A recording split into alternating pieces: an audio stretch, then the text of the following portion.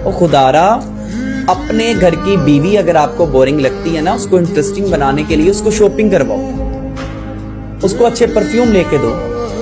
आपको आपके घर की बीवी अगर बोरिंग लगती है, उसको एक मेड रख के दो, ताकि अपना ख्याल रखने के लिए उसको आपके लिए तैयार होने के लिए वक्त मिले।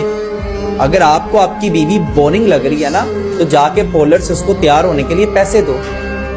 ये जो बाहर की औरतें, ये जो बाहर के शशके रंगीनियां औरतें, लड़कियां आपको अच्छी लगती हैं ना सर, वो अपने ऊपर खर्चा करती हैं। उनका घर कोई नहीं, उनका किचन कोई नहीं, उनके बच्चे कोई नहीं, उनका आप जैसा खरूस खावन कोई नहीं। तो जब ये सारी जिम्मेदारी वो भी निभाएगी, वो भी मोटी हो जाएगी, उसके भी डार्क सर्कल आ जाएंगे। फिर क्या करोगे? फिर किसी तीसरी के पीछे चले जाओगे।